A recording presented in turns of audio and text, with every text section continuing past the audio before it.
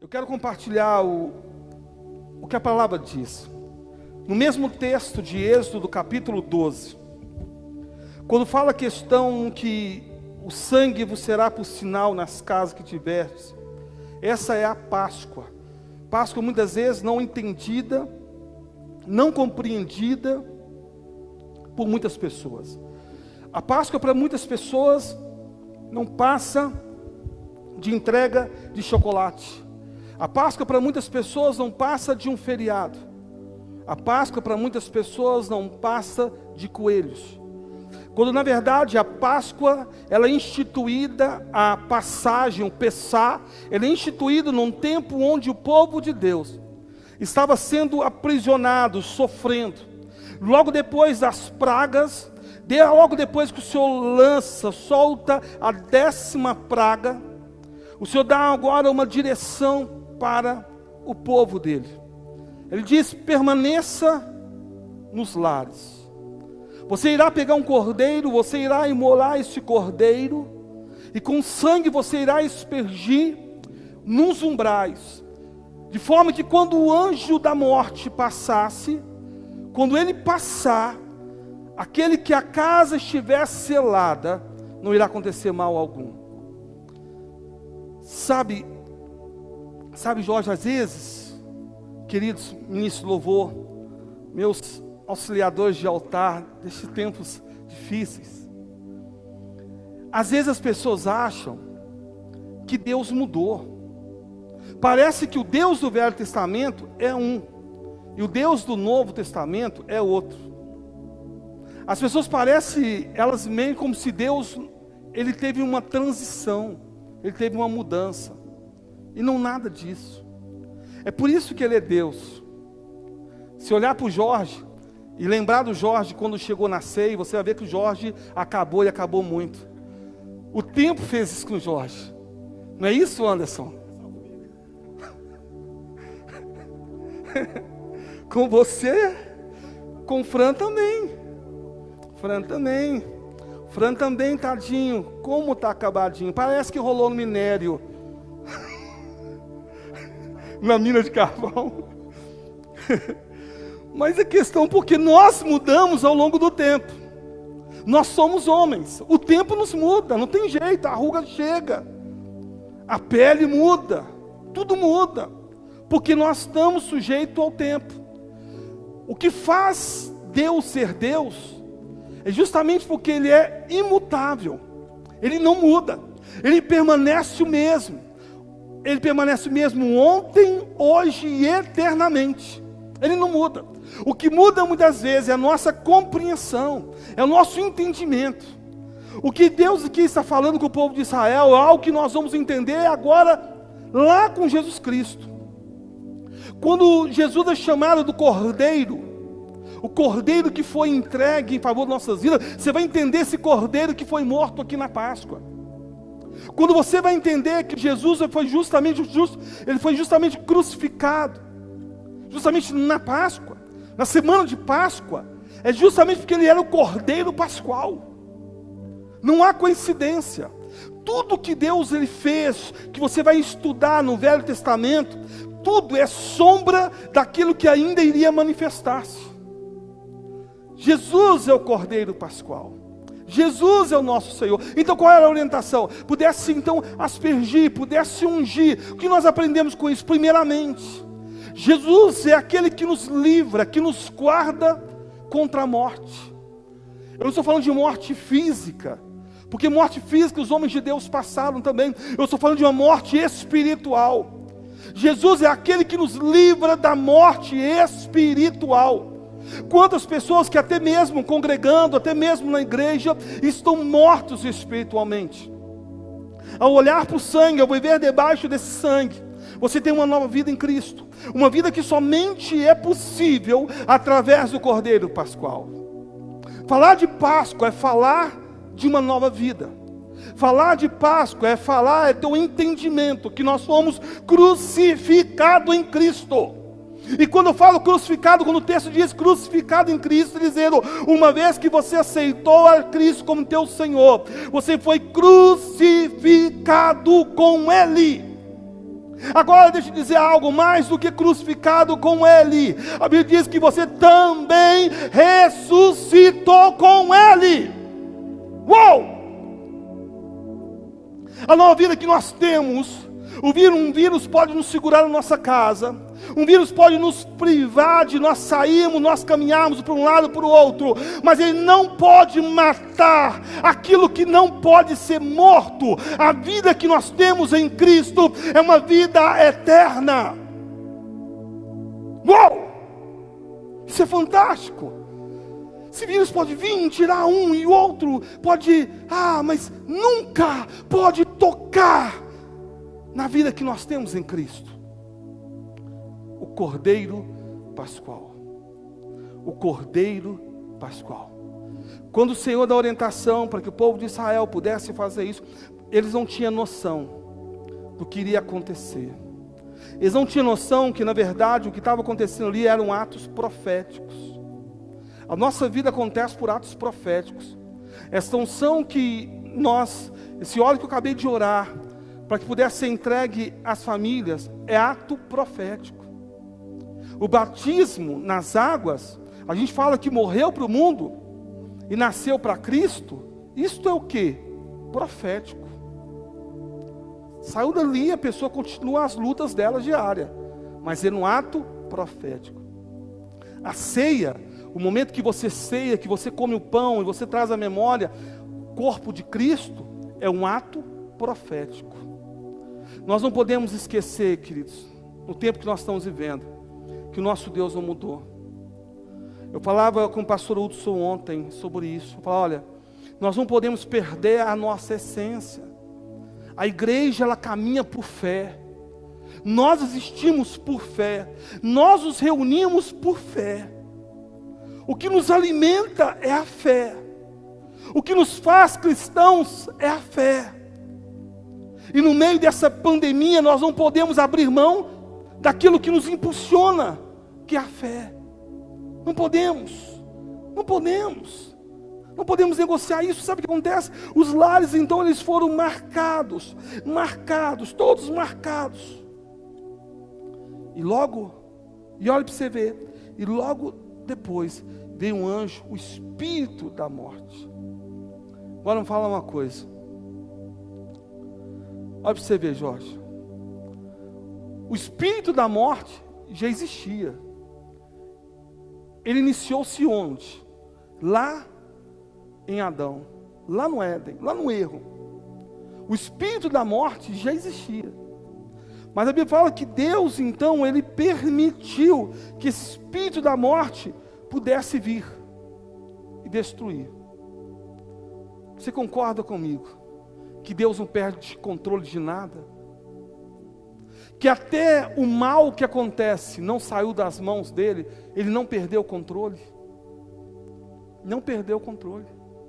Não perdeu o controle. Deus está acontecendo a pandemia. Deus tem muita gente morrendo. Deus não perdeu o controle. Às vezes o nosso pensamento é como se Deus estivesse não vendo o que está acontecendo. É como que se está acontecendo, pegou Deus de surpresa. É como se aquilo que está acontecendo Deus não soubesse. Mas não é assim. A Bíblia deixa muito claro. O problema é que nós ignoramos o livro de Apocalipse, nós ignoramos as profecias, nós ignoramos. Tudo isso já estava predito. Não é um momento de desespero. Tudo isso Jesus já tinha dito acerca disso. Ele não mudou. Como eu disse, ele não mudou, ele não continuou mesmo. Então ele não mudou. Ele continua o mesmo Senhor.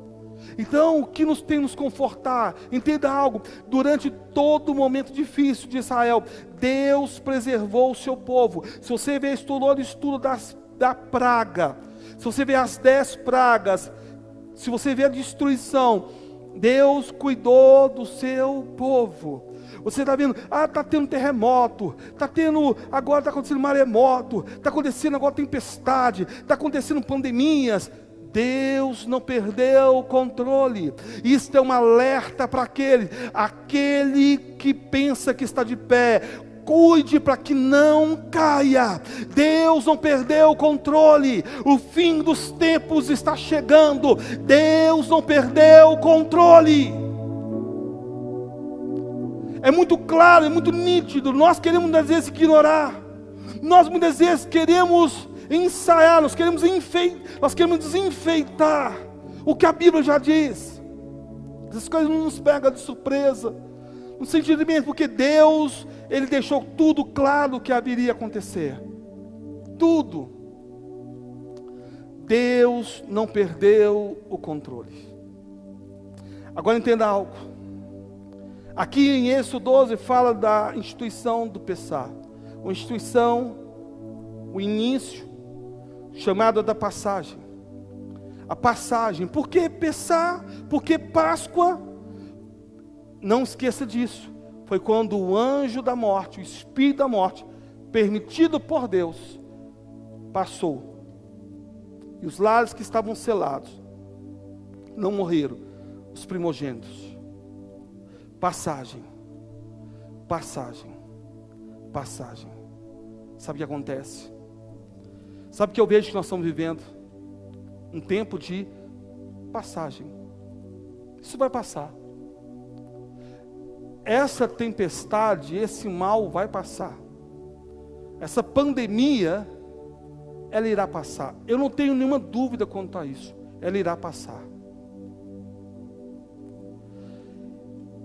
Eu falava com a minha esposa, falava com a pastora mais cedo, eu disse, olha, a verdade é que ninguém ainda tem noção do que aconteceu, e o que está para acontecer.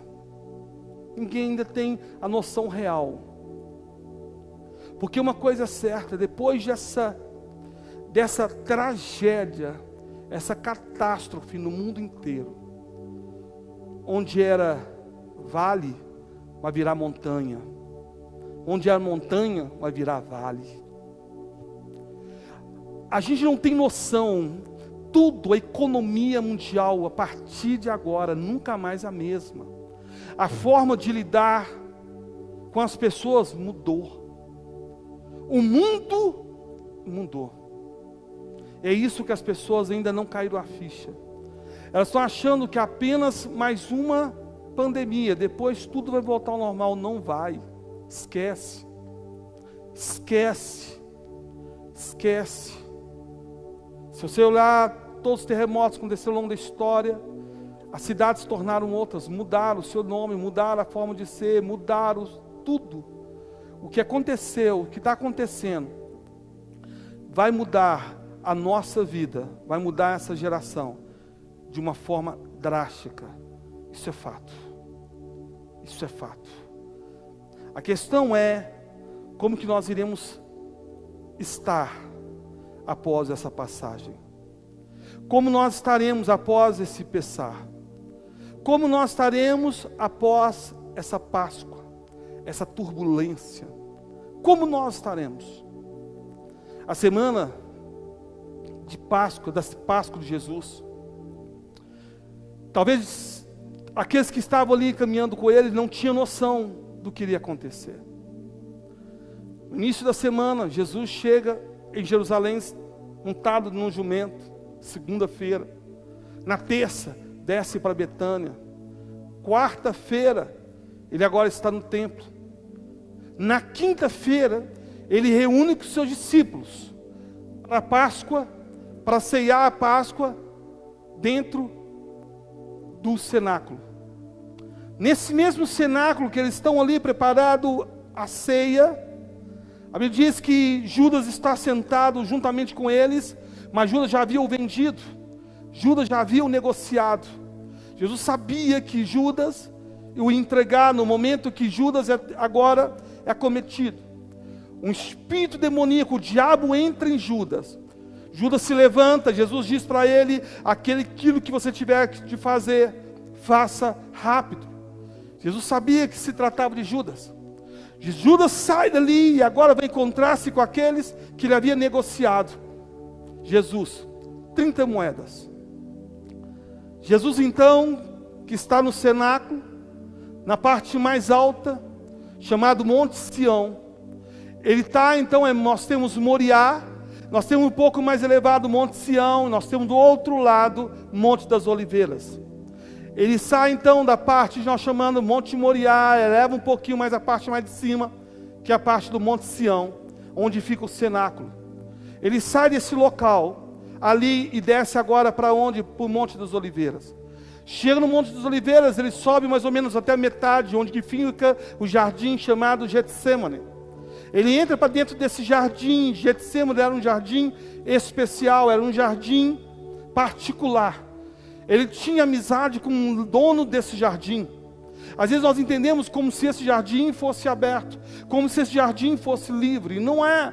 Era um jardim de alguém que era seu amigo. Ele entra para dentro desse jardim. E agora, desse jardim, ele começa agora a falar com o Pai. Junto com os seus discípulos, mas com uma diferença. Uma diferença a todos. Preste bem atenção. O que acontece?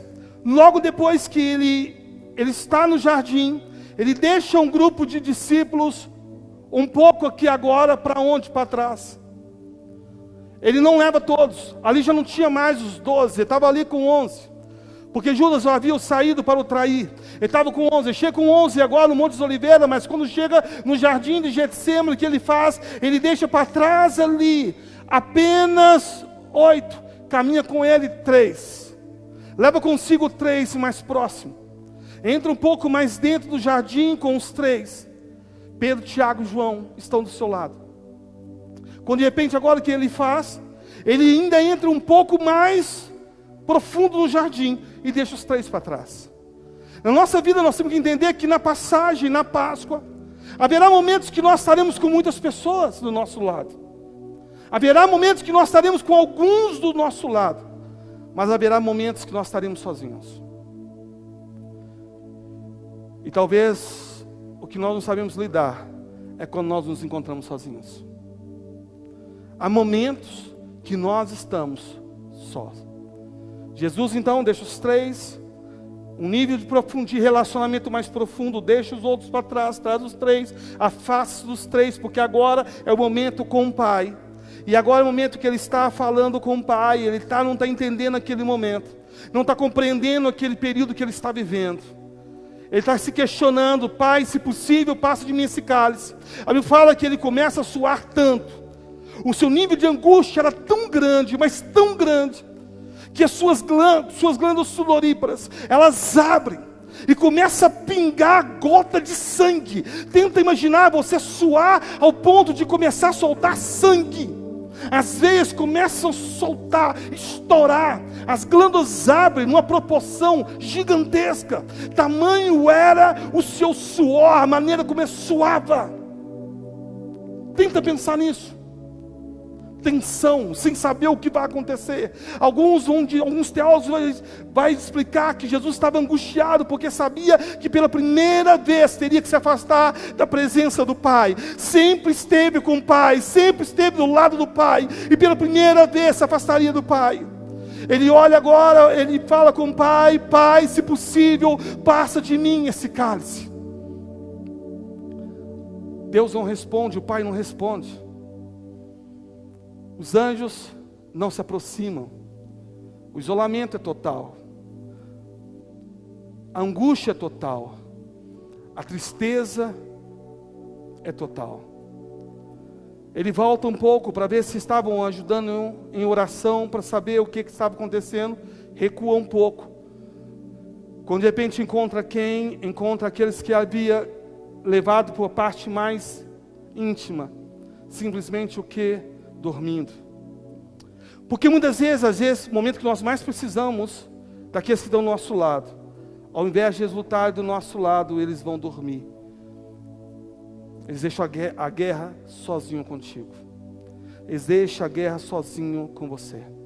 No momento que você começa a lutar pela sua casa, está você, tua esposa, o teu filho, está a família toda, de repente um e o outro começa a cochilar no meio da guerra. E você percebe que na verdade você está sozinho. O resto estão todos dormindo. De onde tirar força? De onde tirar força? Muitas vezes quando eu me encontro um momento difícil, eu olho para minha esposa e eu ainda consigo encontrar força. Tem um momento que ela está difícil, ela olha para mim, mas como é difícil quando você passa a situação e você olha e diz, eu estou sozinho. Jesus fala com eles, vocês não podem por acaso orar comigo nem uma hora, vocês não podem vigiar comigo uma hora, eu estou passando um momento difícil, eu estou buscando uma resposta do Pai, não respondi, Pai não respondeu ainda, eu não sei o que está acontecendo, eu não sei o que está havendo, há trevas em toda a terra, alguma coisa vai acontecer, o Cordeiro Pascual será imolado, será morto. De repente agora, quando ele volta novamente, aí ele diz, é chegado o momento. Pai não responde, anjos, ninguém se aproxima, acontece nada. Ele fala, é o momento. Quando ele fala o momento, quem está lá no Monte das Oliveiras já? Judas, justamente com aqueles que eram da guarda do Sinédrio. Eles agora chegam, e Jesus olha de longe, ele se aproximando. Quando de repente Judas sai do meio da turma e vem, encontra Jesus e beija Jesus. Jesus vai receber o beijo, Jesus diz, Judas, com um beijo você escolheu me trair. Poderia ter escolhido tantas outras coisas. Poderia ter escolhido jogar uma pedra em mim. Poderia ter escolhido chegar e me dar um cutucão para as pessoas saberem que era eu. Você escolheu aquilo que lembra intimidade, aquilo que lembra relacionamento, foi o que você escolheu. Judas escolhe o símbolo do amor, símbolo do carinho. De vez em quando o Cajuru aí brinca contando essa história, que o Jorge uma vez chegou e deu um beijo na nuca dele. Porque o beijo é isso, é o carinho, é o afago. E Judas escolhe o beijo para dizer, é ele que é o Jesus. E ao beijar, Jesus tem a percepção, vem eles agora e prende o Jesus. Jesus sai dali, um momento ali, Malco, sendo preparado para se tornar um sacerdote. Está segurando as mãos de Jesus, quando Pedro pega a espada, corta a orelha de Malco. Jesus pega a orelha normalmente, coloca agora em Malco, volta a orelha normal, o milagre é volta a acontecer. Jesus é levado, mas quando Jesus chega agora, Jesus é levado para o Sinédrio, já é tarde, já é madrugada, já é muito tarde. Não tem como julgar, condenar alguém de madrugada. O que vocês fazem com Jesus? Leva Jesus para a casa de Caifás. Jesus chega agora na casa de Caifás. O que eles fazem na casa de Caifás? Dentro da casa de Caifás tem lá uma prisão. Eu levei algumas pessoas que foram para Israel comigo para essa prisão na casa de Caifás. Nessa prisão Jesus foi colocado, ele é descido por uma corda. Eles cavam no meio de uma rocha, um buraco bem profundo, frio, gelado, escuro, e eles desceram Jesus por uma corda neste buraco. Jesus é descido, fica naquele lugar, passa a noite toda. Pela manhã Jesus é tirado dali e é levado agora para que iniciasse a acusação, para o julgamento. Pilatos tem a escolha de lavar suas mãos, fugir da responsabilidade, de não assumir. Pilatos diz, eu não quero, se vocês não querem, eu vou lavar. Se vocês não querem soltar Jesus, querem manter então Barrabás, eu vou lavar minhas mãos diante de tudo isso, porque não tem jeito, a decisão está nas mãos de vocês. O lavar a mão era uma forma de livrar-se de uma responsabilidade. Quando ele lava as mãos, é um ato, um rito, que era feito pelos judeus, e não pelos romanos. É um rito judaico. O lavar as mãos, você chega hoje no Muro das Lamentações, tem uma parte lá para você lavar as mãos. Você chega na tumba de Davi, tem uma parte lá para você lavar as mãos. É um ritual de santificação. Ele usa um ritual judaico para ironizar a decisão, dizendo, então eu lavo as minhas mãos. Eu me santifico disso. E a decisão está com vocês. Vocês sabem o que vocês devem fazer. Aí vocês sabem muito bem o que houve. Jesus então é condenado, morto em uma cesta. Sábado todo mundo ansioso. O que aconteceu com o nosso Senhor? A tristeza toma conta de todo Jerusalém. Jesus ele é morto, e ao ser morto, como aconteceu lá em Êxodo 12, o sangue foi aspergido agora nas casas, mas com a diferença, nas casas espirituais, daqueles que o reconheceram como o Cordeiro. De repente agora o sangue começa a ir para cada canto cada canto desta nação, cada canto deste planeta, e o sangue era aspergido por todos os cantos. Sábado, onde Jesus se encontra, no mais profundo, como todos aqueles que morrem, todo homem que morre, todo humano que morre, todos têm que ir no mais profundo dos abismos, mas com uma diferença. Ao chegar a morte, o anjo da morte, que havia passado sobre as casas e levado aqueles que haviam, aqueles que não estavam ungidos, da mesma forma, o anjo agora da morte, ele quer levar agora o Senhor, mas com a diferença. Ao chegar nele, não encontrou em Jesus nada que o justificasse manter-se com ele. Aí você vai entender por que os anjos gritam: onde está, ó morte, a sua vitória? Onde está o teu aguilhão? Abre os portais eternos, para que entre o Rei da Glória. Para que entre o Rei da Glória. No terceiro dia, num domingo, Jesus então ressuscita. A morte não deteve. O Cordeiro Pascual se manifestou, não mais como cordeiro, mas como leão da tribo de Judá. Uau! Meu Deus! Aleluia! Para que eu e você tivéssemos uma nova vida no Senhor. Falar de Páscoa é falar de uma nova vida no Senhor.